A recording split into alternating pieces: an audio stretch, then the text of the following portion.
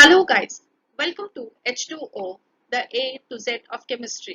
मैं हूं डॉक्टर ऋतु जौहर, आपकी एजुकेटर इस कोर्स स्टेट्स ऑफ मैटर के लिए एंड आई होप कि आप ये कोर्स मेरे साथ एंजॉय कर रहे हैं।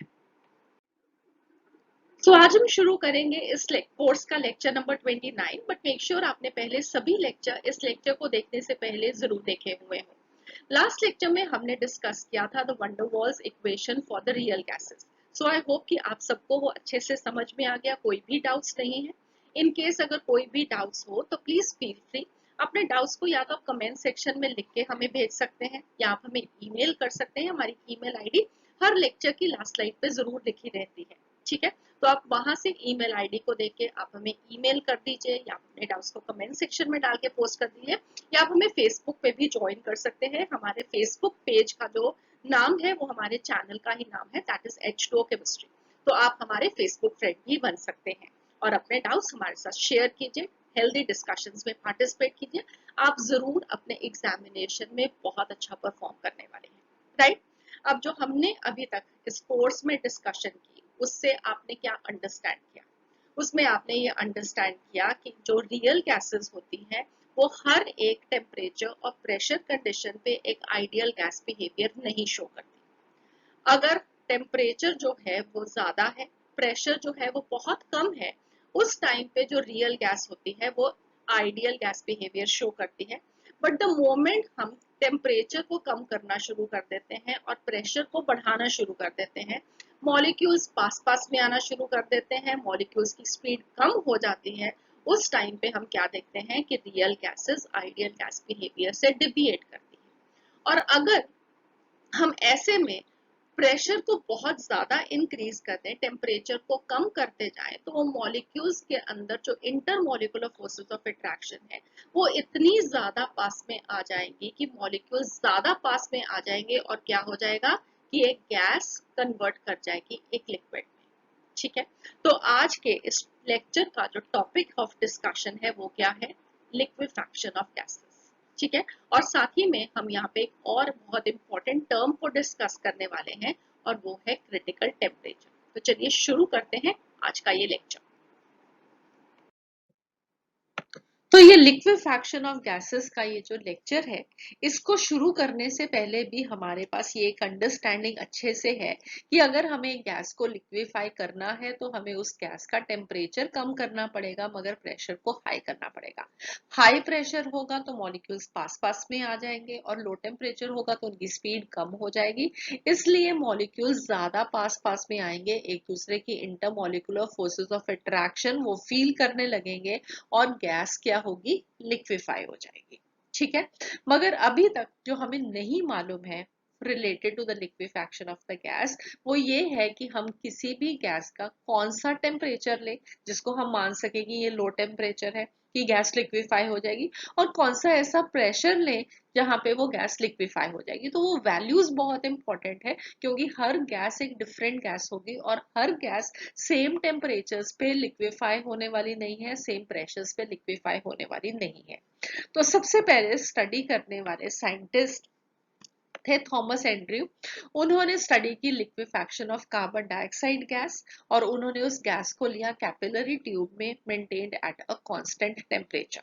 उन्होंने प्रेशर को वेरी किया अप टू 10⁻7 न्यूटन पर मीटर स्क्वायर और उसके कॉरेस्पॉन्डिंगली उन्होंने गैस की जो वॉल्यूम थी उसको मेजर किया और उसको रिकॉर्ड किया और उसके बेसिस पे उन्होंने कुछ कर्व्स बनाए P वर्सेस V के, कीपिंग द टेम्परेचर कांस्टेंट, और ऐसे कर्व्स को हम क्या बोलते हैं? आइसोथर्म्स। कहाँ पे स्टडी किए थे हमने? सबसे पहले बारी हमने स्टडी किए थे जब हम बॉयल्स लॉ को स्टडी कर रहे थे।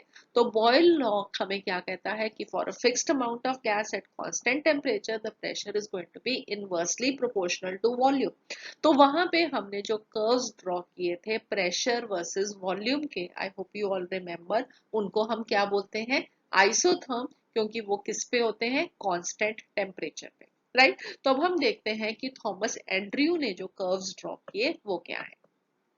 तो ये वो डायग्राम है जहां पे आप देख सकते हो कि हम इसने उन्होंने क्या किया कि प्रेशर को लिया उन्होंने वाई एक्सिस पे, वॉल्यूम को लिया एक्स एक्सिस पे, और कांस्टेंट टेम्परेचर पे प्रेशर और वॉल्यूम के उन्होंने कर्व्स ड्रॉ किए, ठीक है। तो आप इस डायग्राम में देख सकते हो कि कर्व है एक 50 डिग्री सेल्सियस पे, 31.1 डिग्री सेल्सियस पे, 30.98 डिग्री सेल्सियस पे, 21.05 डिग्री सेल्सियस पे, 13.1 डिग्री सेल्सियस पे। तो उन्होंने सिर्फ इतने से ही कर्व्स नहीं ड्रॉ किए, उन्होंने बहुत सारे कर्व्स ड्रॉ किए, मगर हम इन कर्व्स के बेसिस को अंडरस्टैंड करते हुए हम देखेंगे कि कैसे एक गैस को लिक्विफाई किया जा सकता है। और साथ ही में हमें क्या सीखना है, एक बहुत important term, that is critical temperature. तो ये जो ग्राफ है प्रेशर वर्सेस वॉल्यूम का, उसके अंदर कुछ ऑब्जर्वेशंस थी एंड्रयू की, तो हम वो वन बाय वन उन ऑब्जर्वेशंस को देखते हैं कि वो क्या ऑब्जर्वेशंस थी, और साथ ही साथ में हमारी अंडरस्टैंडिंग ऑब्वियसली बेटर हो जाएगी। ठीक है। तो हम सबसे पहले एंड्रयू ने जो नोटिस किया वो ये था कि at high temperature the isotherms they look like that of an ideal gas, and the gas this can not be liquefied even at a very high pressure. तो अगर हम सबसे पहले ये वाला कर्व देते हैं 50 डिग्री सेल्सियस पे, जो कि कार्बन डाइऑक्साइड गैस के लिए एक हाई टेम्परेचर था। ठीक है। तो 50 डिग्री सेल्सियस पे उन्होंने क्या देखा कि जो कर्व आ रहा है प्रेशर वर्सेस वॉल्यूम का, वो बिल्कुल वैसे है जैसे कि आपने बॉयल्स लॉ के कर्व्स ड्रॉ किए थे, pressure is inversely proportional to volume के कर्व्स। ठीक है। तो ये कर्व कैसा हो गया, ये कर्व हो गया जैसे कि एक आइडियल गैस का कर्व होता है, और इससे बियॉन्ड अगर हम और हायर टेम्परेचर्स पे भी जाते थे तो ये एग्जैक्टली ऐसा ही कर्व आता था। और साथ ही में उन्होंने क्या नोटिस किया कि इस टेम्परेचर पे चाहे हम जितना भी हाई प्रेशर लगा दें, गैस कभी भी लिक्विफाई नहीं होती। ठीक है। नेक्स्ट अब उन्होंने क्या किया, हाई प्रेशर से उन्होंने अंडरस्टैंड कर लिया कि सेम ही कंडीशन रहेगी, तो अब हम नीचे चलना शुरू होते हैं, टेम्परेचर को कम करना शुरू करते हैं। तो उन्होंने क्या देखा कि जैसे जैसे हम टेम्परेचर को कम करते हैं, जो शेप है इस कर्व की वो चेंज हो रही है, और जो डेटा है वो ये शो करता है कि ये एक डिविएशन है फ्रॉम आइडियल गैस बिहेवियर। इसका मतलब है कि जैसे जैसे हम टेम्परेचर को लोअर डाउन कर रहे हैं, जो गैस है वो आइडियल बिहेवियर से नॉन आइडियल बिहेवियर पे जा रही है। ठीक है। Deviation from the ideal gas behaviour at low temperature. तो आप देख सकते हो कि ये वाला अब जो प्लॉट है, या ये जो वाला जो आइसोथर्म है, ये बॉयल्स लॉ वाला आइसोथर्म नहीं रहा। Right, I hope this is clear. अब उन्होंने क्या किया, और टेम्परेचर को कम किया। सो 31.1 डिग्री सेल्सियस से जब हम सिर्फ 0.02 डिग्री सेल्सियस के टेम्परेचर पे नीचे आते हैं, that is a temperature of 30.98 degree Celsius, तो उस पे उन्होंने क्या देखा, उन्होंने देखा कि जो कार्बन डाइऑक्साइड गैस है, ये वाला प्लॉट है जो कि ब्लू लाइन में है। ठीक है। तो कार्बन डाइऑक्साइड जो कि गैस है, वो इस पॉइंट ई तक, जहां पे प्रेशर है 73 एटमॉस्फेयर, यहां तक ये गैस ही रहती है। मगर इस पॉइंट ई पे आते ही सबसे पहले क्या होता है कि ये जो गैस है ये लिक्विफाई होती है। सबसे पहला पॉइंट जहां पे कार्बन डाइऑक्साइड गैस है, क्या बना, लिक्विड कार्बन डाइऑक्साइड बनी। और उससे बियॉन्ड अगर हम प्रेशर इंक्रीज करते हैं तो ये लिक्विड कार्बन डाइऑक्साइड ही है। ठीक है। तो यहां तक ये गैस थी, उसके बाद ये क्या बन गया, ये लिक्विड बन गया। ओके। नाउ अब इसका मतलब क्या है कि ये जो टेम्परेचर है 30.98 डिग्री सेल्सियस का, इस टेम्परेचर को हम कहते हैं critical temperature of carbon dioxide. ये हाईएस्ट टेम्परेचर है जहां पे हम लिक्विड कार्बन डाइऑक्साइड को ऑब्जर्व करते हैं। इससे ऊपर का कोई भी अगर हम टेम्परेचर लेते हैं तो उसमें हमने carbon dioxide as a liquid को ऑब्जर्व नहीं किया था। ठीक है। तो पहली बार सबसे जो टेम्परेचर हमें मिला ऊपर से नीचे आते हुए, ठीक है, तो वो टेम्परेचर था critical temperature, that is a temperature of 30.98 degree Celsius for carbon dioxide, जहां पे हमें लिक्विड कार्बन डाइऑक्साइड मिली। इसका मतलब है कि ये हाईएस्ट टेम्परेचर है जहां पे हम लिक्विड कार्बन डाइऑक्साइड को अटेन कर सकते हैं। इससे ऊपर कोई भी ऐसा टेम्परेचर नहीं होगा, चाहे आप जितना मर्जी हाई प्रेशर ले जाओ, कि कार्बन डाइऑक्साइड गैस लिक्विड बनेगी। Okay, I hope this is clear. अब नेक्स्ट उन्होंने ऑब्जर्व क्या किया, उन्होंने कहा कि अब अगर हम टेम्परेचर को और कम कर देते हैं तो क्या होगा। तो टेम्परेचर है 21.5 डिग्री सेल्सियस, जिसका आप प्लॉट देख सकते हो। और उसमें आप देख सकते हो कि ये वाला एक प्लॉट है जो कि रेड लाइन सा है, रेड है या पिंक है। ऑल राइट, सो इसमें आप ये पॉइंट्स देख सकते हो A B C D। तो ये जो कार्बन डाइऑक्साइड है, ये अब ये ऐसा सा कर्व शो कर रही है। अब इस कर्व का मीनिंग क्या है? सबसे पहले हम क्या देखते हैं कि पॉइंट ए से पॉइंट बी जाते हुए जो गैस है उसका क्या हो रहा है, प्रेशर इंक्रीज कर रहा है, मगर उसके साथ वॉल्यूम डिक्रीज कर रही है। राइट, तो एक्स एक्सिस पे वॉल्यूम इंक्रीज कर रही है, वाई एक्सिस पे प्रेशर इंक्रीज कर रहा है। सो ए से बी गए तो प्रेशर क्या हुआ है, इंक्रीज हुआ है, इसकी हाइट इंक्रीज होगी। ठीक है, तो ये एक लोअर प्रेशर है, ये एक हायर प्रेशर है। और वॉल्यूम का क्या हुआ, वॉल्यूम यहाँ पे ज्यादा है और ये पीछे को जा रही है, तो इसका मतलब है वॉल्यूम कम हो रही है। तो प्रेशर इंक्रीज कर रहे हैं, वॉल्यूम कम हो रही है, तो ये बिल्कुल वैसे ही है जैसे कि हमें गैस का बिहेवियर देखते हैं कि pressure is inversely proportional to volume. Right, तो ए से बी तक क्या है कि एक गैस है, pressure is inversely proportional to volume. और हम क्या देखते हैं कि यहाँ इस पोर्शन में अभी तक कोई भी लिक्विड नहीं फॉर्म हुआ। द मोमेंट ये पॉइंट बी पहुंचता है, उस प्रेशर पे हम क्या देखते हैं कि सबसे पहले इस टेम्परेचर के लिए हमें लिक्विड कार्बन डाइऑक्साइड मिलेगी। ठीक है, उसके बाद क्या किया उन्होंने, और गैस को कंप्रेस, प्रेशर कैसे हम इंक्रीज करते हैं, हम उसको प्रेशर कंप्रेस कर रहे हैं गैस को। ठीक है, तो जब हम और गैस को प्रेस करते हैं, कंप्रेशन कॉज करते हैं, उसको दबा रहे हैं, मॉलिक्यूल्स को पास पास में ला रहे हैं, तो हम क्या देखते हैं कि उसके बाद जो प्रेशर है उसमें कोई चेंज नहीं आ रहा, मगर क्या हो रहा है, amount of liquid carbon dioxide वो इंक्रीज करती जा रही है। ठीक है, तो क्या हो रहा है, बी से सी जाते हुए प्रेशर में कोई चेंज नहीं आ रहा, हम गैस को कंप्रेस कर रहे हैं, मगर वो गैस को कंप्रेस करने पे वो प्रेशर चेंज नहीं हो रहा। हो क्या रहा है कि जो गैस है वो लिक्विड में चेंज हो रही है। और जब गैस लिक्विड में चेंज होगी तो लिक्विड का जो वॉल्यूम है that is going to be less than that of a gas. इसका मतलब क्या हो रहा है कि यहाँ पे हम क्या देखते हैं कि वॉल्यूम जो है वो डिक्रीज करती जा रही है। प्रेशर में कोई चेंज नहीं आया, मगर वॉल्यूम डिक्रीज कर रही है। और इस बी सी को अगर आप देख रहे हो तो दिस इज अ प्लॉट जो कि बिल्कुल पैरेलल है to the X axis. No change in pressure and volume that is decreasing. और वॉल्यूम क्यों डिक्रीज कर रही है, क्योंकि ये गैस से लिक्विड फॉर्म होता है। अब ये सी तक ऐसे ही चलता है। सी पॉइंट वो पॉइंट है जहां पे सारी की सारी गैस कंडेंस करके सारी की सारी गैस लिक्विड में कन्वर्ट करके, उसके बाद अब हम क्या कर रहे हैं, हम और कंप्रेशन कॉज कर रहे हैं। अब जब हम और कंप्रेशन कॉज करते हैं तो प्रेशर एकदम से तेजी से बढ़ना शुरू होता है, और उसके कंपैरिजन में अगर आप वॉल्यूम को देखोगे तो वो उसमें ज्यादा चेंज नहीं होगा।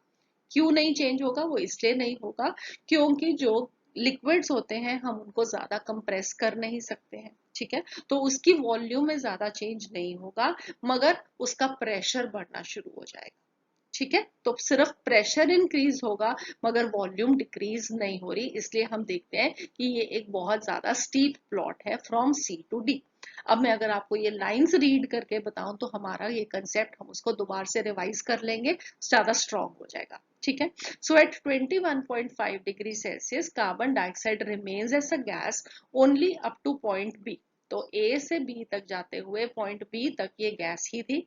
और बी पॉइंट पे जाते हुए where a liquid of a particular volume appear, so यहाँ पे लिक्विड पहली बारी अपीयर किया। Further compression does not change the pressure, pressure में उसके बाद कोई चेंज नहीं होगा। Liquid and gaseous carbon dioxide they coexist, तो बी से सी में जाते हुए दोनों ही फेजेस यहाँ पे प्रेजेंट है, लिक्विड भी है और साथ ही में गैस भी कार्बन डाइऑक्साइड की फॉर्म में प्रेजेंट है। Right, and further application of pressure results in the condensation of more gas until point C. So B से जाते हुए गैस का अमाउंट कम होता जा रहा है और लिक्विड का बढ़ता जा रहा है। और C पे जाते हुए all the gases has been condensed, सारी की सारी लिक्विड फॉर्म में कन्वर्ट हो गई। and further application of pressure merely compresses the liquid.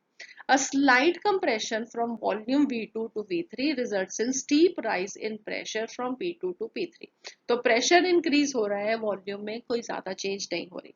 Further increase in pressure simply compresses the liquid carbon dioxide and the curve represents the compressibility of the liquid.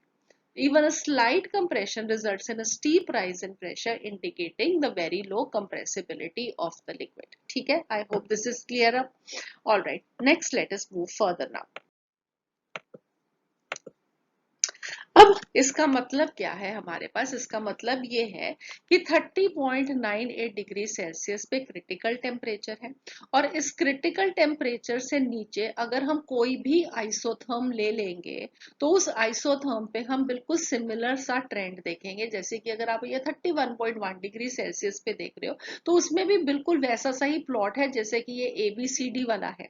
पहले एक gas है, एक point आया जहां पे liquid में change हुए और लिक्विड में बनना शुरू हुआ गैस का, और उसके बाद धीरे धीरे लिक्विड का अमाउंट बढ़ता जाएगा और गैस का कम होता जाएगा। फिर एक पॉइंट आ जाएगा जहाँ पे वो कंप्लीटली एक लिक्विड बन जाएगा, और उसके बाद अगर हम प्रेशर को इंक्रीज करेंगे तो सिर्फ प्रेशर इंक्रीज कर रहा है, वॉल्यूम में उतना चेंज नहीं हो रहा।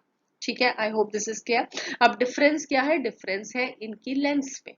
जो हॉरिजॉन्टल पोर्शन की लेंथ है वो जैसे जैसे हम टेम्परेचर को लोअर डाउन करेंगे उस हॉरिजॉन्टल पोर्शन की जो लेंथ है वो इंक्रीज कर जाएगी। या अगर हम ऑपोजिट वे में देखें कि लोअर टेम्परेचर में ये हॉरिजॉन्टल पोर्शन की लेंथ ज्यादा है, जैसे जैसे हम टेम्परेचर को इंक्रीज करते जा रहे हैं ये हॉरिजॉन्टल पोर्शन की जो लेंथ है वो कम होती जा रही है, और अल्टीमेटली हम इस हिल के टॉप पे पहुंच के जहां पे ये जो हॉरिजॉन्टल लाइन थी वो किस में कन्वर्ट होगी? सिर्फ एक पॉइंट में। और इस पॉइंट को हमने क्या बोला? Critical temperature. ठीक है। So below 30.98 degrees Celsius, each curve shows a similar trend. Only the length of the horizontal line this increases at lower temperature. At critical point, horizontal portion of the isotherm merges into one point. Okay, I hope this is clear. Next, अब यहाँ पे कुछ terms हैं जो कि आपको मालूम होनी चाहिए। ये point जो टेम्परेचर है उसको तो हमने कहा क्रिटिकल टेम्परेचर। इसके कॉरस्पॉन्डिंगली जो हमारे पास प्रेशर की वैल्यू आएगी उसको हम बोलेंगे क्रिटिकल प्रेशर, और यहाँ पे एक मोल ऑफ अ गैस का जो वॉल्यूम होगा उसको हम बोलेंगे क्रिटिकल वॉल्यूम। ठीक है। So volume of one mole of a gas at critical temperature is called as critical volume. Pressure at this temperature is called as critical pressure.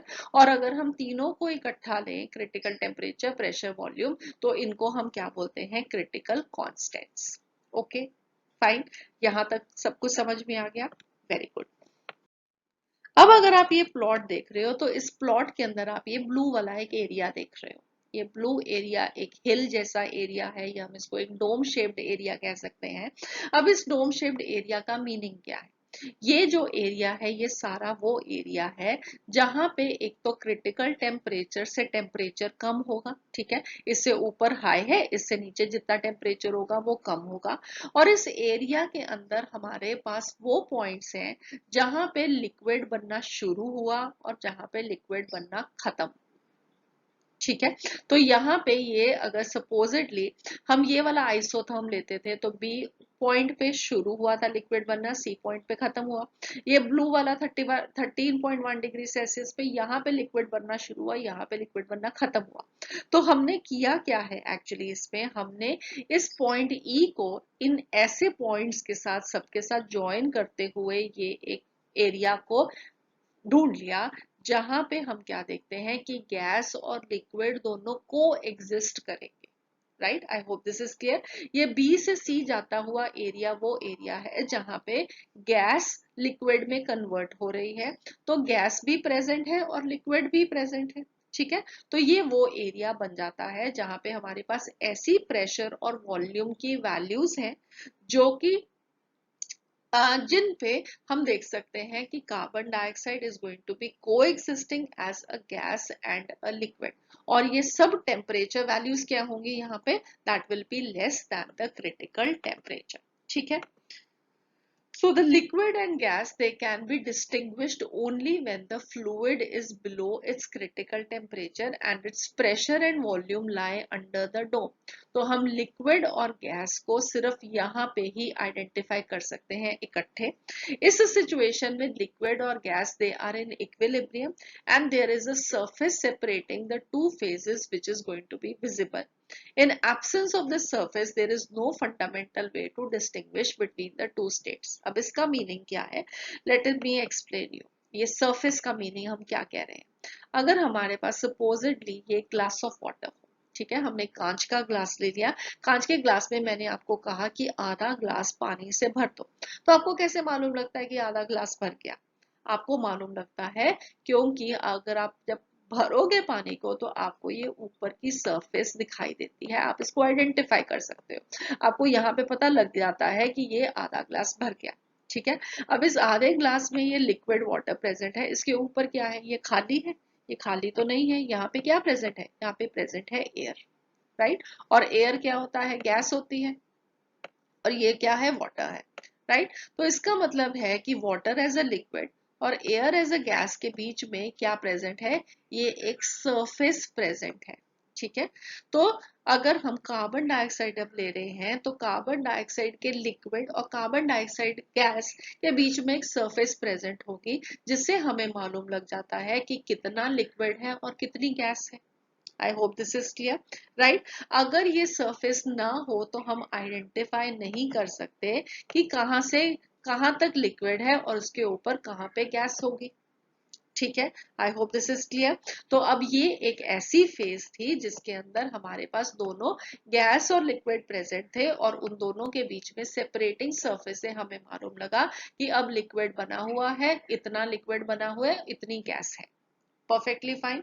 जैसे जैसे हम बी से सी पे मूव कर रहे हैं, लिक्विड की अमाउंट इंक्रीज करता जा रहा है, गैस का अमाउंट कम होता जा रहा है। ये हमें कैसे मालूम लगा, उस सरफेस लेयर से पता लगा।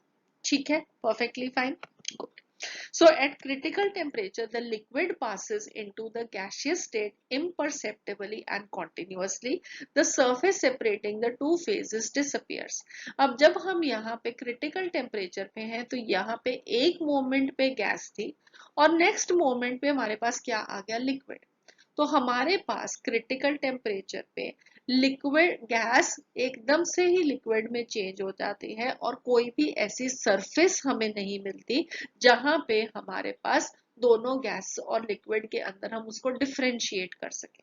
ठीक है, राइट। इसका मतलब क्या है कि गैस एकदम से कॉन्टिन्यूअसली एक लिक्विड के अंदर कन्वर्ट करती, कोई भी सरफेस हमें नहीं मिला separating the gas and the liquid at the critical temperature. और अगर हमारे पास एक गैस हो बिलो द क्रिटिकल टेम्परेचर, हम उसको लिक्विफाई कर सकते हैं by applying pressure, and this is called as vapour. तो अगर फॉर एग्जाम्पल, अगर आप इसको ज्यादा आसानी से समझ सकते हो again with the help of water, कि हमने इस ग्लास के अंदर पानी लिया था, इसको हमने ऊपर से बंद कर दिया, यहाँ पे हमने इसको हीट करना शुरू किया। ठीक है, तो हमारे पास सपोजिटली पहले ये वॉल्यूम थी वाटर की, अब हमने इसको हीट करना शुरू किया, वॉल्यूम इसकी कम हो जाएगी और यहाँ पे ऊपर क्या बन जाएगा, इसका मतलब ये जो कम हुई है वॉल्यूम, उसमें क्या हुआ कि water liquid has converted into water vapours. आप लोगों ने बहुत सारी बारी देखा भी होगा जब हम चाय बनाते हैं और उसके ऊपर वो ढक देते हैं उसको, और अगर वो पानी को बॉईल करने के बाद छोड़ जाए तो आप क्या देखते हो कि वो वाटर ड्रॉपलेट्स बन जाती हैं, और वो वाटर ड्रॉपलेट्स थोड़ी देर बाद क्या होगा, वापस उसी पैन के अंदर चल जाएंगी और पानी वापस बन जाएगा। ठीक है, तो इसका मतलब है जब हमने इसको हीट करना शुरू किया, ये जो लिक्विड है वो क्या हो गया, उसकी वॉल्यूम कम होगी और वाटर वेपर की वॉल्यूम ज्यादा होगी, और हम इसको वेपर तब तक कह रहे हैं जब तक ये वापस लिक्विड फॉर्म में कंडेंस हो सकता है। तो उसका टेम्परेचर जो होगा वो क्रिटिकल टेम्परेचर से कम होगा, तभी वो वापस कंडेंस करके लिक्विफाई होके वाटर को फॉर्म कर रहा है। तो सिमिलरली अगर हमारे पास अब कार्बन डाइऑक्साइड है, कार्बन डाइऑक्साइड के क्रिटिकल टेम्परेचर के नीचे हमारे पास इस ब्लू वाले एरिया में, डोम वाले एरिया में, उसमें हमारे पास क्या प्रेजेंट है, गैस भी प्रेजेंट है और लिक्विड भी प्रेजेंट है। तो जो गैस प्रेजेंट है हम उसको क्या बोल सकते हैं, कार्बन डाइऑक्साइड वेपर, क्योंकि हम इसके ऊपर, गैस के ऊपर प्रेशर लगा के हम इसको लिक्विड में कन्वर्ट कर सकते हैं। ठीक है, आपको समझ में आ रहा है कि कैसे हम एक गैस को लिक्विफाई कर रहे हैं। गुड। सो अब आप इस प्लॉट के अंदर क्या देख सकते हो, यहाँ पे मैंने जो रिटर्न पार्ट है वो एग्जैक्टली सेम है, सिर्फ क्या हमने फर्क डाला है, हमने फर्क डाला है इस ग्राफ के अंदर। ग्राफ के अंदर फर्क क्या डल गया, हमने डिफरेंशिएट कर ले अपने तीन एरियाज को। क्रिटिकल टेम्परेचर के ऊपर का जो ये एरिया है ये सारा कलरलेस एरिया है, यहाँ पे कार्बन डाइऑक्साइड कैसे प्रेजेंट है, एज अ गैस प्रेजेंट है। ये ब्लू वाला डोम शेप्ड एरिया या हिल वाला एरिया जहाँ पे गैस और लिक्विड दोनों कोएग्जिस्ट कर रहे हैं, और ये वाला ग्रीन वाला एरिया जहाँ पे अब हमारे पास क्या है, लिक्विड प्रेजेंट।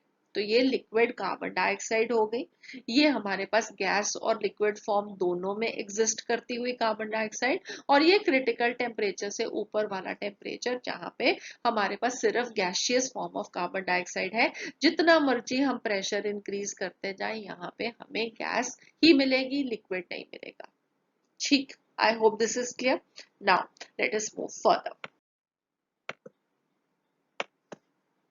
अब हमारे पास ये तो कार्बन डाइऑक्साइड गैस थी, उसके अलावा अगर कोई भी और गैस होगी तो वो भी ऐसे ही जब हम उसको कंप्रेस करेंगे एट अ कांस्टेंट टेम्परेचर तो वो आइसोथर्मल कंप्रेशन शो करेगी, और उसका जो बिहेवियर होगा वो बिल्कुल वैसे ही होगा जैसे कि कार्बन डाइऑक्साइड शो करती है, कि एक क्रिटिकल टेम्परेचर तक क्या होगा, हमेशा गैस रहेगी। वो क्रिटिकल टेम्परेचर से नीचे आएंगे तो लिक्विफिकेशन शुरू हो सकती है, डिपेंडिंग अपॉन कि क्या टेम्परेचर है और क्या हमारी प्रेशर कंडीशन है। So gas this should be cooled below the critical temperature for liquefaction. Liquefaction के लिए क्रिटिकल टेम्परेचर पे या क्रिटिकल टेम्परेचर से कम होना जरूरी है, उससे अगर हायर टेम्परेचर होगा तो गैस लिक्विफाई नहीं करेगी। लिक्विफैक्शन ऑफ परमानेंट गैसेस कौन सी, वो गैसेस जिनका हमेशा हम क्या देखते हैं कि कंप्रेसिबिलिटी फैक्टर Z की वैल्यू क्या आती थी, हमेशा पॉजिटिव डेविएशन होती थी। आई होप यू रिमेम्बर, हमने Z का प्लॉट ड्रॉ किया था, उसके अंदर गैसेस थी जो कि सिर्फ पॉजिटिव डेविएशन शो करती थी, गैसेस थी जो कि पहले नेगेटिव डेविएशन शो करती थी फिर पॉजिटिव डेविएशन शो करती थी, राइट। तो जो गैसेस हमेशा पॉजिटिव डेविएशन शो करती हैं उनको हम बोलते हैं परमानेंट गैसेस। और अगर हमने ऐसी गैस को लिक्विफाई करना हो, फॉर एग्जांपल अगर आपको याद हो तो हाइड्रोजन हीलियम ऐसी गैसेस थी, तो उनको हमें कूल भी करना पड़ेगा to a very low temperature, और साथ ही में हमें उनके ऊपर एक बहुत हाई प्रेशर भी लगाना पड़ेगा so that we can liquefy that gas. और ऐसी गैस का जो क्रिटिकल टेम्परेचर होगा वो बहुत क्या होगा, कम होगा। सो कंप्रेशन क्या करेगा, कंप्रेशन मॉलिक्यूल्स को पास पास में ला देगा। कूलिंग क्या करेगा, कूलिंग मॉलिक्यूल्स की मूवमेंट को स्लो कर देगा, और इसलिए intermolecular interactions they are going to hold more closely and slowly moving molecules together and the gas is going to liquefy। ठीक है, तो मॉलिक्यूल्स पास पास में आ जाएंगे और उनकी मूवमेंट जो है वो कम है, इसलिए इंटरमॉलिक्यूलर इंटरेक्शन ज्यादा इंपॉर्टेंट हो जाएंगी और गैस क्या हो जाएगा, लिक्विफाई हो जाएगा। ठीक है, I hope this is clear, good. अब अगर आपने ये सब कुछ अंडरस्टैंड कर लिया तो आप ये जरूर अंडरस्टैंड कर सकते हो कि यहाँ पे ए से बी सिंगल फेज है, गैस है, बी से सी दो फेजेस हैं, गैस भी है लिक्विड भी है, और सी से डी सिंगल फेज है, ये लिक्विड है, राइट। तो क्या अब यहाँ पे देखते हुए ये पॉइंट्स यहाँ पे बहुत सारे मार्क्ड हैं, आपको एक ऐसा रास्ता बता सकते हो जहां पे हम क्या देखेंगे कि सिर्फ एक सिंगल फेज ही प्रेजेंट हो, या गैस प्रेजेंट हो या लिक्विड प्रेजेंट हो, और हमें ए से डी तक जाना है। वेल अगर आप यहाँ पे अच्छे से इसको देखोगे तो आप अंडरस्टैंड करोगे कि अगर आप पहले ए से एफ पॉइंट पे जाओ, एफ से आप जी पॉइंट पे जाओ, जी से एच से होते हुए अगर आप डी पे आ जाओगे तो आपको क्या मिलेगा, ये भी एक रास्ता हो सकता है। इस रास्ते में अगर आप देखोगे तो आपको हमेशा क्या मिलेगा, या तो गैस मिलेगी या लिक्विड मिलेगा, दोनों इकट्ठे नहीं मिलेंगे। लेट अस अंडरस्टैंड दिस कैसे होगा। ऑलराइट, तो जब ये मैं अब दोबारा से पढ़ूंगी नहीं, मैं जो आपको एक्सप्लेन कर रही हूँ that is all that is written down, तो बहुत ज्यादा टाइम यूज होता है, ठीक है। तो हमारे पास क्या है, हम जब ए से एफ पे गए तो ए से एफ पे जा रहे हैं तो हम क्या कर रहे हैं, यहाँ पे ये टेम्परेचर कितना है 21.5 डिग्री सेल्सियस, ग्रीन वाला आइसोथर्म टेम्परेचर क्या है 31.1 डिग्री सेल्सियस। तो हम क्या कर रहे हैं, टेम्परेचर को इंक्रीज कर रहे हैं, टेम्परेचर को इंक्रीज कर रहे हैं, वॉल्यूम को कांस्टेंट रख रहे हैं, प्रेशर इंक्रीज कर रहा है, ठीक है, ये हो रहा है यहाँ पे। और हम ए से एफ पॉइंट पे पहुंच गए। अब एफ पॉइंट पे हमने क्या किया, हमने एफ पॉइंट पे पहुंच के इसको टेम्परेचर को कांस्टेंट रखा, और टेम्परेचर को कांस्टेंट रखते हुए कंप्रेशन की प्रेशर इंक्रीज करता रहा, और हम जी पॉइंट पे पहुंच गए, जी पॉइंट पे पहुंच गए। अब जी पॉइंट पे जाते हुए हमने क्या किया, अगेन टेम्परेचर को क्या करना शुरू कर दिया, कम कर दिया। टेम्परेचर को कम किया कहां से, 31.1 डिग्री सेल्सियस से वापस हम 21.5 डिग्री सेल्सियस के टेम्परेचर पे आ गए। अब ये जब टेम्परेचर हमने लोअर डाउन किया, अगेन हमने वॉल्यूम को कांस्टेंट रखा, प्रेशर डिक्रीज हो जाएगा क्योंकि टेम्परेचर डिक्रीज हो रहा है, राइट। अब ये जब एच पॉइंट कौन सा पॉइंट है, एच पॉइंट प्रेजेंट है क्रिटिकल टेम्परेचर पे, ठीक है। तो क्रिटिकल टेम्परेचर को पास करते हुए हम नीचे आए, इसका मतलब है कि क्रिटिकल टेम्परेचर से जैसे ही हम लो डाउन हुए हम, और प्रेशर जो है हमारा वो क्रिटिकल प्रेशर से हाई है, इसका मतलब है कि यहाँ पे हमारा क्या होगा, लिक्विड प्रेजेंट होगा, ठीक है। I hope this is clear कि पहले हम यहाँ पे जब जी पॉइंट पे थे तो ये गैस था, जब हम क्रिटिकल टेम्परेचर पे पहुंचे और जो प्रेशर है वो क्रिटिकल प्रेशर से हाई है, ठीक है। तो क्रिटिकल प्रेशर से हाई प्रेशर और क्रिटिकल टेम्परेचर से लो टेम्परेचर, तो हमें क्या मिलेगा, डी पॉइंट पे हमेशा लिक्विड मिलेगा। आई होप दिस इज क्लियर कि हम कैसे इस गैस को लिक्विफाई कर रहे हैं। और दूसरा वे क्या हो सकता है, दूसरा वे हमारे पास क्या है जिससे हम सिंगल फेज में ही रहते हुए गैस को लिक्विड में कन्वर्ट कर सकते हैं, अगर हम उस प्रोसेस को क्रिटिकल टेम्परेचर पे प्रोसीड कराएंगे। तो ई पॉइंट तक क्या रहेगा हमारे पास, एक गैस रहेगी और उसके बाद वो लिक्विड में चेंज कर जाएगा, तो हमेशा सिंगल फेज में ही हम रहेंगे। सो आई होप अब इस अंडरस्टैंडिंग के साथ आपको मालूम लग गया कि कैसे हम टेम्परेचर और प्रेशर कंडीशंस को वेरी कर सकते हैं, एक गैस को लिक्विड में कन्वर्ट कर सकते हैं, एक लिक्विड को गैस में कन्वर्ट कर सकते हैं। और इस सारी स्टडी को हम वेरियस प्रोसेसेस में, जो कि हम लैब्स में, इंडस्ट्रीज में यूज करते हैं for the various procedures that are required, ठीक है। दस यहाँ से हमें एक अंडरस्टैंडिंग मिल गई कि अगर हमारे पास क्रिटिकल टेम्परेचर है तो हमने क्या देखा था कि कॉन्टिन्यूटी थी गैसियस और लिक्विड स्टेट की, ठीक है। तो एक स्मूथ ट्रांजिशन देखी हमने कि कैसे एक गैस एक लिक्विड में कन्वर्ट करके या एक लिक्विड गैस में कन्वर्ट कर सकता है। सिमिलरली हम यहाँ पे ऐसे भी प्रोसेसेस आपने देखा ए से एफ और जी टू डी जाते हुए भी, कि हम क्या देख रहे हैं कि गैस थी और एकदम से वो लिक्विड में चेंज हो गई। तो लिक्विड और गैस दोनों कैसे हैं, कॉन्टिन्यूअस है एक दूसरे के साथ, एक से दूसरी फेज में जाते हुए कॉन्टिन्यूटी हम देख सकते हैं, राइट। इसलिए गैसेस और लिक्विड्स के लिए हम क्या टर्म यूज करते हैं, fluid. Fluid is used either for a liquid or a gas to recognize this continuity. तो हम दोनों को ही क्या बोलते हैं, फ्लूइड्स बोलते हैं। गैस भी एक फ्लूइड है, लिक्विड भी एक फ्लूइड है, क्योंकि दोनों एक दूसरे के साथ कॉन्टिन्यूअस है। फर्क क्या है कि liquid this can be seen to be a very dense gas. तो जैसे जैसे हम गैस से लिक्विड में जा रहे हैं उसकी डेंसिटी जो है वो इंक्रीज करके, number of molecules per unit volume increase करके, क्योंकि वो ज्यादा पास पास में आ गए, इसलिए गैस और लिक्विड क्या है, दोनों ही फ्लूइड्स हैं। आई hope this is clear. So next हमें डिफाइन करना है एक और टर्म को, दैट इज क्रिटिकल फिनोमिनन। तो अब ऑलरेडी अभी सीख चुके हो कि क्रिटिकल कांस्टेंट्स कौन से होते हैं, क्रिटिकल टेम्परेचर, क्रिटिकल प्रेशर और क्रिटिकल वॉल्यूम को हम कलेक्टिवली क्रिटिकल कांस्टेंट्स कहते हैं।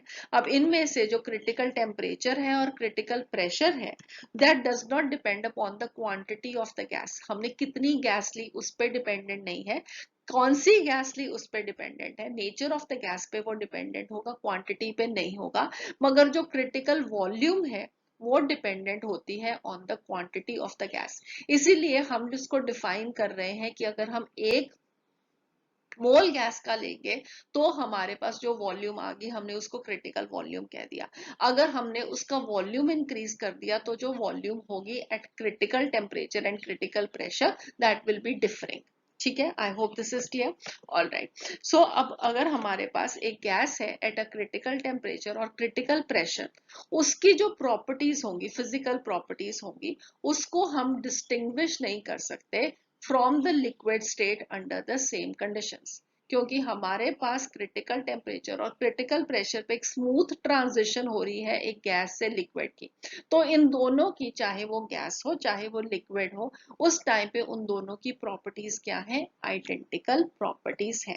इसलिए जिस टेम्परेचर और प्रेशर पे एक गैस को हम डिस्टिंग्विश नहीं कर सकते हैं लिक्विड फॉर्म से, तो हम उस टेम्परेचर और प्रेशर पे क्या कहते हैं कि वो जो गैस है या वो लिक्विड है वो उसकी क्रिटिकल स्टेट है या उसका क्रिटिकल पॉइंट है। और जो फिनोमिनन है of smooth merging of the two states, इसको हम क्या बोलते हैं, क्रिटिकल फिनोमिनन, ठीक है, I hope this is clear कि वो टेम्परेचर और प्रेशर जहां पे हम एक गैस को लिक्विड से डिस्टिंग्विश ना कर पाए, उनको अलग अलग ना कर पाए, वो टेम्परेचर और प्रेशर को हम कहते हैं क्रिटिकल स्टेट या क्रिटिकल पॉइंट। और जहां पे वो फिनोमिनन जिसपे एक स्मूथ मर्जिंग हो रही है, हम डिस्टिंग्विश नहीं कर पा रहे हैं गैस को लिक्विड से, उस फिनोमिनन को हम बोलते हैं क्रिटिकल फिनोमिनन।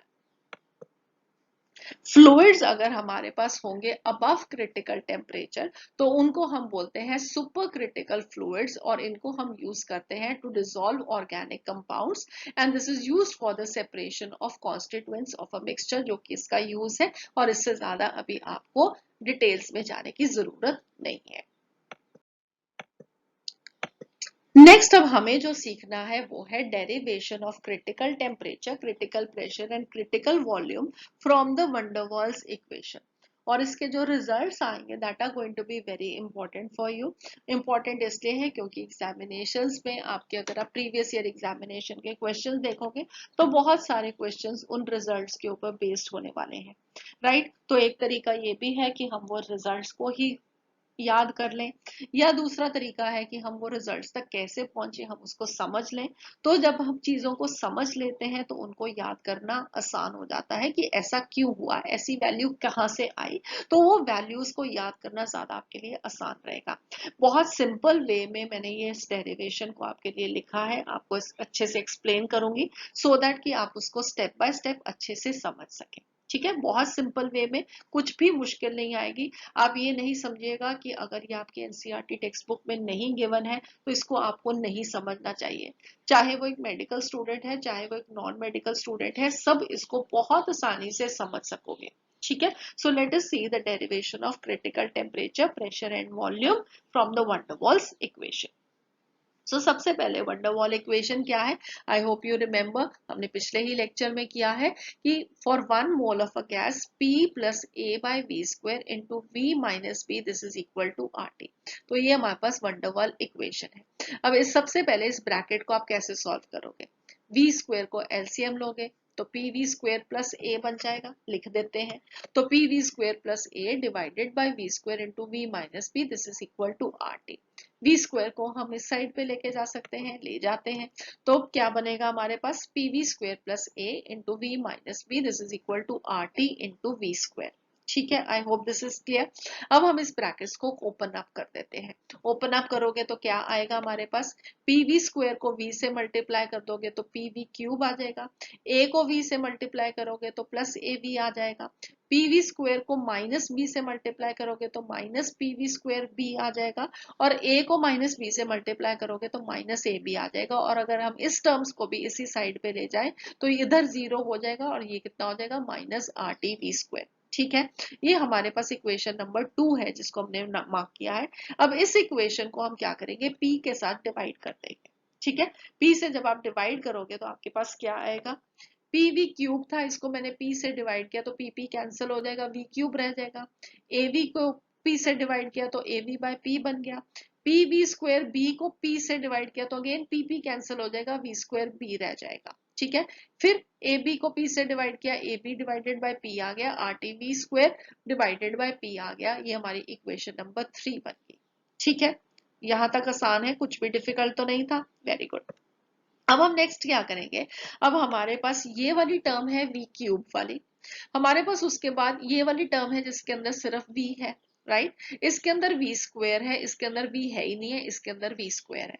तो ये जो v स्क्वायर वाली टर्म्स है हम इनको इकट्ठे कर देते हैं। पहले v क्यूब वाली टर्म लिख देंगे, फिर v स्क्वायर वाली, फिर v वाली, और फिर वो जिसके अंदर कुछ भी v नहीं है, राइट। तो लेट अस डू दैट। हमारे पास क्या आ गया, v cube minus R T P, minus हमने कॉमन ले लिया बाहर, R T by P, V square हमने बाहर कॉमन ले लिया, और दूसरी टर्म क्या रहेगी है, माइनस बी था तो ये प्लस बी हो जाएगा क्योंकि हमने माइनस को बाहर कॉमन ले लिया। ठीक है, उसके बाद हमारे पास क्या बच गया, plus A B by P and minus A B by P. Okay, I hope this is clear. अब हमारे पास ये इक्वेशन नंबर 4 आ गई। अब हमने इस इक्वेशन नंबर 4 में क्या करना है, जो टेम्परेचर और प्रेशर है उसको कन्वर्ट कर देना है क्रिटिकल टेम्परेचर और क्रिटिकल प्रेशर में, क्योंकि हम इस इक्वेशन में क्या कर रहे हैं, हम क्रिटिकल टेम्परेचर, क्रिटिकल प्रेशर और क्रिटिकल वॉल्यूम्स की वैल्यूज को ढूंढने की कोशिश कर रहे हैं। तो हमें वो टेम्परेचर चाहिए, वो प्रेशर चाहिए जो कि क्रिटिकल टेम्परेचर और प्रेशर होगा। तो हम इसके अंदर टी और पी की वैल्यूज पुट कर देंगे S T C and P C. उसके अलावा मैं इस इक्वेशन में और कोई चेंज नहीं करने वाली हूँ। यहाँ पे एक टी लिखा हुआ है, इसको टी सी कर दो, और जहां जहां पे पी लिखा हुआ है, ये 3 जगह पे पी लिखा हुआ है, उसको पीसी की फॉर्म में लिख दो। ठीक है, तो ये हमारे पास इक्वेशन बन गई for the van der Waals equation at critical temperature and critical pressure. Perfectly fine. तो इसको हम अब आगे नेक्स्ट पेज पे लिख देते हैं सो दैट कि हम इसको आगे फर्दर अंडरस्टैंड कर सकें। सो ये हमारे पास इक्वेशन थी, इक्वेशन नंबर 5 जो हमने अभी तक डिराइव की थी। अब हमें क्या करना है, अब हमारे पास क्रिटिकल टेम्परेचर है, क्रिटिकल प्रेशर है।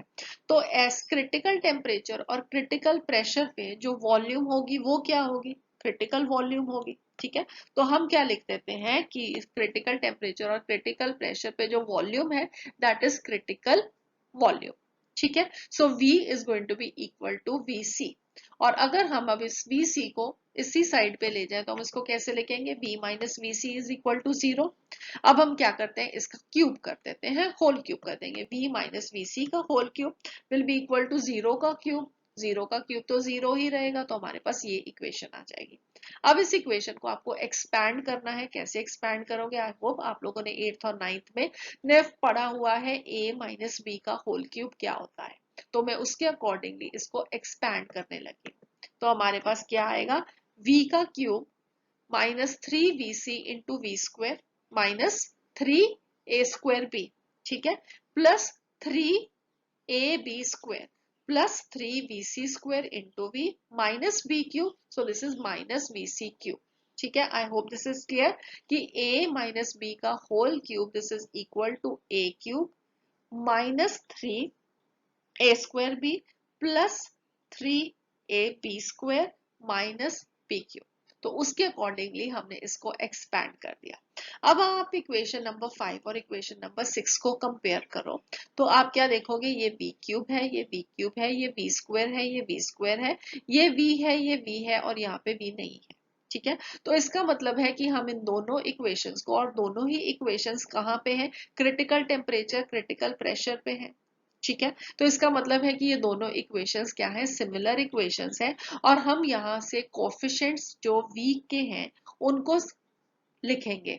ठीक है, तो v क्यूब और v क्यूब तो सेम हो गया, इसमें कुछ नहीं लिखने वाला है। अब इन दोनों को कंपेयर करोगे तो v स्क्वायर का कोफिशिएंट एक इक्वेशन में ये है और दूसरी इक्वेशन में ये है। तो इसका मतलब है कि ये दोनों कोफिशिएंट्स क्या होंगे, इक्वल होंगे। ठीक है, तो हमने क्या लिखा, minus 3VC this is equal to minus RTC by PC plus P। ये हमने इनको इक्वेट कर दिया, ये इक्वेशन नंबर 7 बन गई। अब नेक्स्ट हम क्या देखते हैं, जहां पे कोफिशिएंट अकेला v है तो यहाँ पे v है, यहाँ पे v है। यहाँ पे कोफिशिएंट आ जाएगा a डिवाइडेड बाय pc, यहाँ पे कितना आ जाएगा 3VC²। so let us equate them also। 3VC² this is equal to a divided by pc, right. और नेक्स्ट हमारे पास क्या रहेगा, जहां पे v नहीं था, इसका मतलब है कि ये दोनों टर्म्स भी बराबर होंगी। तो VC cube minus VC cube, sorry, this is going to be equal to minus AB by PC। इसका यहाँ से ये माइनस और माइनस कैंसिल हो सकते हैं, ये भी माइनस और माइनस कैंसिल हो सकते हैं। अब हमारे पास ये इक्वेशन नंबर 7, 8 और 9 आ गई। इनको अगेन मैं नेक्स्ट स्लाइड पे लिखूंगी सो दैट कि हम इससे आगे फर्दर क्या करने वाले हैं वो आप समझ सको। सो अब इसके अंदर ये हमने 7, 8 और 9 इक्वेशंस को दोबारा से लिख दिया है। और अब इसमें हम क्या करेंगे, इक्वेशन नंबर 9 को 8 से डिवाइड करेंगे। ये इक्वेशन नंबर 9, ये इक्वेशन नंबर 8, यहाँ से माइनस माइनस को सिर्फ हमें रिमूव करके इनको लिख देना है। ठीक है, तो आपको क्या मिलेगा, VC cube divided by 3VC² this will be equal to AB by PC into PC by A। PC cancel हो जाएगा, A कैंसिल हो जाएगा, इधर B बच गया, और इधर से VC² दोनों में से टर्म्स में में से कैंसिल हो जाएगा, VC डिवाइडेड बाय 3 बच गया। So VC by 3 this is equal to B, और you can say BC this is going to be equal to 3B। तो हमारे पास यहाँ पे क्रिटिकल वॉल्यूम की वैल्यू कितनी आई, 3B। ठीक है, तो B क्या है, वंडरवॉल कांस्टेंट B है ये। ठीक है, I hope you remember. Alright, so next अब हम क्या करेंगे, BC की वैल्यू को सब्सटीट्यूट करेंगे 8 के अंदर। तो 3 इंटू 3B का whole square this will be equal to A by PC। ठीक है, तो हमारे पास ये आ गया। अब इसके बाद आपके पास जो PC की वैल्यू आएगी, इसको सॉल्व करोगे तो 3 into 9B square is going to be 27B square divide A by 27B square, this will be the value of the critical pressure, right? अब ये VC की वैल्यू आ गई, ये PC की वैल्यू आ गई, इनको सब्सटीट्यूट करो इक्वेशन नंबर 7 में। ये इक्वेशन नंबर हमारी 7 है। इसके अंदर जब आप सब्सटीट्यूट करोगे तो आपके पास किसकी वैल्यू आने वाली है, क्रिटिकल टेम्परेचर की वैल्यू आ गई। आप सॉल्व करोगे तो ये वैल्यू क्या आएगी, 8A डिवाइडेड बाई 27RP। तो ये हमारे पास क्या आ गया, क्रिटिकल टेम्परेचर। तो क्रिटिकल टेम्परेचर का डायरेक्ट रिलेशनशिप है A के साथ, वंडरवॉल कांस्टेंट A के साथ, और इनवर्स रिलेशन है वंडरवॉल कांस्टेंट B के साथ। आपको एग्जामिनेशन में न्यूमेरिकल क्वेश्चंस आ सकते हैं जहां पे आपको 4 गैसेस के A और B कांस्टेंट्स की वैल्यूज दी होंगी। ठीक है, तो कोई भी 4 गैसेस हैं, उनके A और B कांस्टेंट्स की वैल्यू दी हुई है, और आपको ये पूछा है कि कौन से का क्रिटिकल टेम्परेचर ज्यादा होगा। तो कौन से का क्रिटिकल टेम्परेचर ज्यादा होगा, जिसकी A की वैल्यू जो होगी वो सबसे ज्यादा होगी और B की वैल्यू कम होगी। ठीक है, I hope this is clear, because TC is going to be directly proportional to A and inversely proportional to B। तो हमें यहाँ से क्रिटिकल टेम्परेचर पता लगेगा। अब अगर आपको याद हो कि क्रिटिकल A जो है वंडरवॉल कांस्टेंट, उसका सिग्निफिकेंस क्या होता है, वो हमें बताता है इंटरमोलिकुलर फोर्सेस ऑफ अट्रैक्शन के बारे में। अगर A की वैल्यू ज्यादा है तो इंटरमोलिकुलर फोर्सेस ऑफ अट्रैक्शन क्या होंगी, ज्यादा होंगी। इसका मतलब है कि उसका क्रिटिकल टेम्परेचर क्या होगा, ज्यादा होगा। So critical temperature of a gas, this gives an indication of the strength of the intermolecular attractive forces of that gas. If the substance is having weak attractive forces, this would be having a low critical temperature, और अगर attractive forces ज्यादा हैं तो उसका critical temperature क्या होगा, high होगा। और अब दूसरी चीज जो आप यहाँ पे समझ सकते हो वो ये है कि अगर attractive forces कम है, इसका मतलब है कि जो गैस के मॉलिक्यूल्स हैं वो दूर दूर जा रहे हैं। ठीक है, इसका मतलब है उस गैस को लिक्विफाई करना क्या होगा, मुश्किल होगा। तो जो गैस का क्रिटिकल टेम्परेचर कम होगा, वो गैस को लिक्विफाई करना मुश्किल होगा। ठीक है, उसकी A की वैल्यू कम होगी, क्रिटिकल टेम्परेचर कम होगा, और उसको लिक्विफाई करना डिफिकल्ट होगा। जो कि हमने देखा था हाइड्रोजन और हीलियम के केस में। अभी मैं आपको उसकी वैल्यूज भी दिखाऊंगी। सिमिलरली अगर स्ट्रॉन्ग अट्रैक्टिव फोर्सेस होंगी तो मॉलिक्यूल्स आसानी से पास पास में आ सकते हैं, पास में आसानी से आ सकते हैं, मतलब उस गैस को लिक्विफाई करना ज्यादा आसान है। और ऐसी गैस का क्रिटिकल टेम्परेचर क्या है, हाई है। अट्रैक्टिव फोर्सेस हाई है, ज्यादा है, तो क्रिटिकल टेम्परेचर हाई है, और गैस को लिक्विफाई करना ज्यादा आसान है।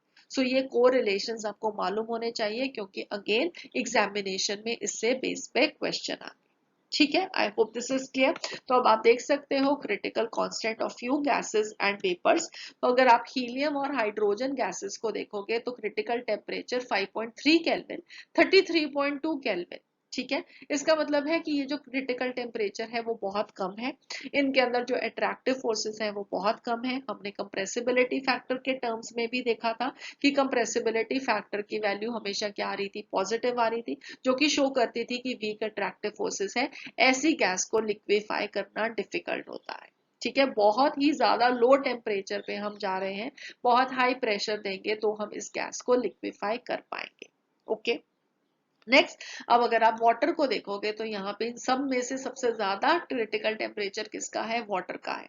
तो 647.1 केल्विन।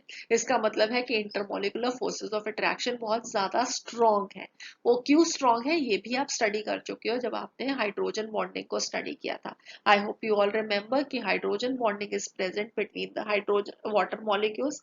उसकी वजह से जो इंटरमोलिकुलर फोर्सेस ऑफ अट्रैक्शन है वो बहुत ज्यादा स्ट्रॉन्ग है, बहुत ज्यादा ज्यादा स्ट्रॉन्ग है तो क्रिटिकल टेम्परेचर क्या है, ज्यादा है, और गैस को लिक्विफाई करना क्या है, ज्यादा आसान है। सो एसेंशली हमारी डिस्कशन यहाँ पे खत्म होगी। कुछ छोटी छोटी चीजें और हैं जो कि आपको समझनी है। पहला है कि value of compressibility factor eight critical temperature को हम कैसे ढूंढ सकते हैं। तो Z हमें मालूम है कि क्या होता है, PV बाय RT। ठीक है, for 1 mole of a gas it will be PV by RT। अगर हमें क्रिटिकल टेम्परेचर पे Z की वैल्यू को ढूंढना है तो क्रिटिकल प्रेशर होगा, क्रिटिकल वॉल्यूम होगी, क्रिटिकल टेम्परेचर होगा। इसकी अभी हमने वंडरवॉल इक्वेशन से वैल्यूज ढूंढ ली है, तो हम उन वैल्यूज को पुट कर देंगे। ठीक है, पीसी होगा A/27 B² into 3P। TC कितना है, 8A/27 RB इंटू आर। सो इन सबको अगर आप देखोगे तो अभी ये सारे यहाँ पे बहुत सारी टर्म्स हैं जो कि कैंसल आउट हो जाने वाली हैं। कैंसल आउट करके भी दिखा देते हैं कि ये A कैंसल हो जाएगा। ठीक है, ये 27 ये 20 का एक भी ऊपर कैंसिल हो जाएगा, एक इसके साथ कैंसिल हो जाएगा, ये R भी कैंसिल हो जाएगा, ये भी कैंसिल हो जाएगा। सो जो Z की वैल्यू आएगी वो कितनी आएगी, 3/8।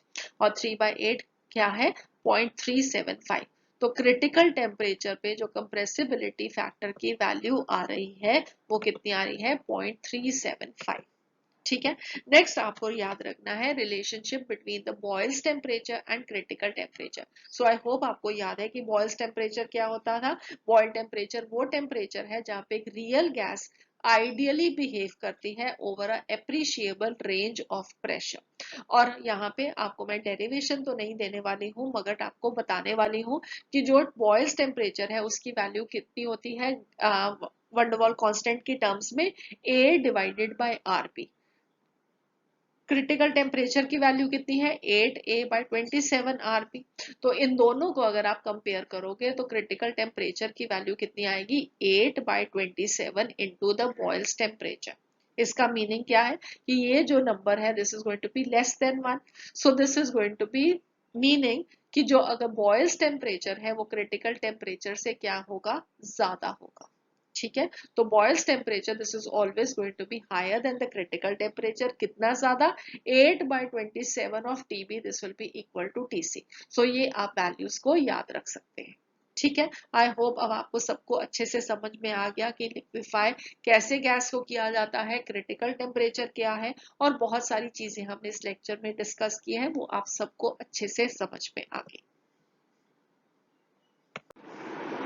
सो इसके साथ हमारी गैसियस स्टेट ऑफ मैटर की जो डिस्कशन थी वो आज कंप्लीट होती है। और नेक्स्ट लेक्चर में जो हम डिस्कस करेंगे that will be the liquid state of matter. तो नेक्स्ट लेक्चर से लिक्विड स्टेट ऑफ मैटर को डिस्कस करना है, मगर इस कोर्स में हमने लिक्विड स्टेट को बहुत ज्यादा डिटेल में डिस्कस नहीं करना। हमारा ये कोर्स जल्दी ही फिनिश होने वाला है। और अगर अभी तक भी आपने हमारे चैनल को सब्सक्राइब नहीं किया तो प्लीज डू दैट, और साथ ही में बेल आइकन पे भी क्लिक कर दीजिए सो दैट कि आपको नोटिफिकेशन मिलता रहे जब भी हम आपके लिए नेक्स्ट लेक्चर पोस्ट करें। और साथ ही में जल्द ही हम आपके लिए नया कोर्स भी लेके आने वाले हैं। So you would also like कि आप हमको ये नोटिफिकेशन मिल जाए हम आपके लिए कौन सा नया कोर्स अब लेके आने वाले हैं। राइट, तो see you again, have a nice time, God bless you.